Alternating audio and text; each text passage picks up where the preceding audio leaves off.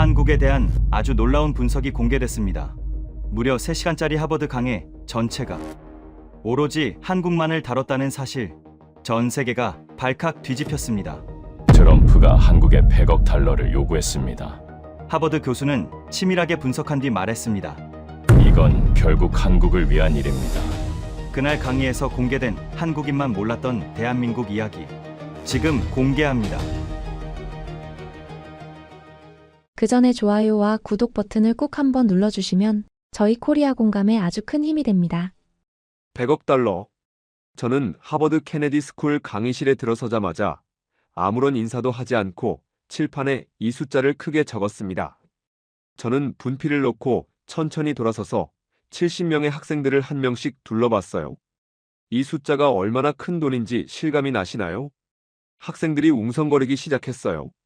어떤 학생은 옆 친구에게 뭔가 속삭였고 어떤 학생은 고개를 갸웃하며 저를 바라봤습니다. 저는 하버드 케네디 스쿨에서 30년간 국제 정치학을 가르치고 있는 데이비드 스펜서입니다. 오늘 강의실에서 벌어진 일은 제 교수 생활 중 가장 충격적인 순간이었어요. 작은 국가의 1년 예산에 해당하는 금액이에요. 캐나다 공군 전체를 사고도 돈이 남을 천문학적인 액수죠.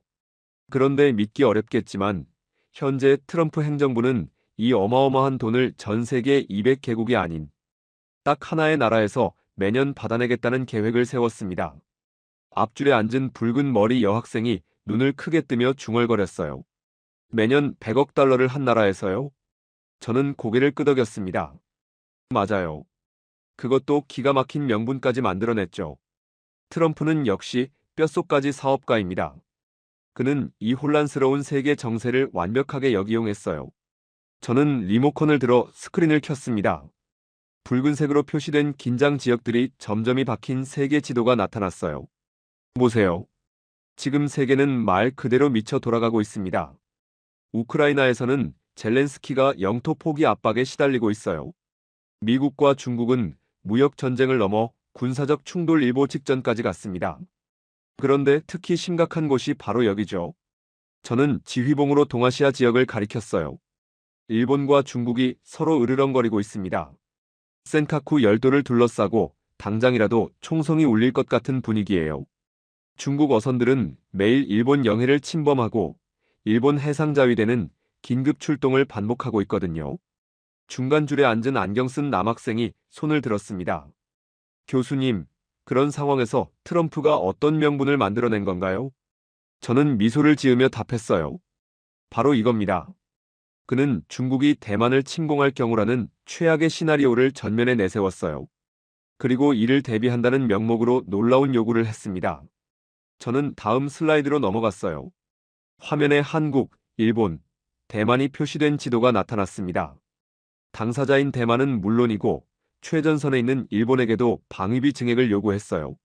하지만 여기서 끝이 아닙니다. 놀랍게도 한국에게는 그 어떤 나라보다 비싼 청구서를 날렸거든요. 뒷줄에 금발 학생이 이해가 안 된다는 표정으로 외쳤습니다. 그게 말이 돼요? 대만 문제라면 대만이나 일본한테 돈을 받아야 하는 거 아닌가요? 왜 한반도에 있는 한국이 가장 비싼 돈을 내야 하죠? 한국이 만만해서 그런 건가요? 저는 펜을 천천히 내려놓고 학생들을 한 명씩 바라봤습니다. 그리고 오늘 강의의 핵심이 될 질문을 조용히 던졌어요. 정말 그럴까요? 한국이 만만해서일까요? 아니면 우리가 모르는 다른 이유가 있는 걸까요? 도대체 왜 대만을 둘러싼 싸움에서 한국이 가장 비싼 청구서를 받게 되었을까요? 그 이유를 알기 위해서는 지금 동아시아에서 벌어지고 있는 놀라운 일을 먼저 직시해야 합니다. 저는 스크린에 최신 뉴스 헤드라인들을 띄웠어요. 격렬한 톤의 기사 제목들이 쏟아져 나왔습니다. 현재 중국은 일본을 무릎 꿇리기 위해 일본산 해산물 수입을 전면 금지했어요. 후쿠시마 원전 오염수 방류를 빌미로 삼았지만 실제로는 센카쿠 열도 갈등 때문이죠. 일본 여행과 유학 비자도 사실상 막고 있고요. 심지어 최근 베이징에서는 공연 중이던 일본 가수가 공안에 의해 무대에서 강제로 끌려 내려오는 사건까지 벌어졌습니다. 강의실 중앙에 앉아있던 베이징 출신 유학생이 불편한 표정으로 고개를 돌렸어요. 저는 더 심각한 자료를 보여줬습니다. 중국은 산업의 비타민이라 불리는 히토류의 일본 수출 통제를 강화했어요. 경제적 목줄을 죄기 시작한 거죠. 네오디뮴, 디스프로슘, 테르뵴 같은 핵심 히토류 원소들의 수출량을 대폭 줄였습니다. 이 원소들이 없으면 일본의 하이브리드 자동차 모터도 풍력 발전기도 만들 수 없거든요. 양국 분쟁 지역인 센카쿠 열도 인근 해역은 중국 해경선과 일본 해상보안청 함정들이 매일 대치하며 당장 미사일이 날아다녀도 이상하지 않을 만큼 일촉즉발 상태입니다. 지난달만 해도 중국 어선 50여 척이 일본 영해를 집단 침범하는 사건이 3차례나 발생했어요. 일본도 가만히 있지 않아요. 오키나와에서 타이완까지 이어지는 남서 제도 전역의 대한미사일 부대 배치를 가속화하며 대중국 방위력을 대폭 증강하고 있어요. 다카이치 총리는 방위비를 국내 총 생산의 2%까지 올리겠다고 선언했고요. 중국의 히토류 보복에 대해서는 세계무역기구 제소를 검토 중입니다.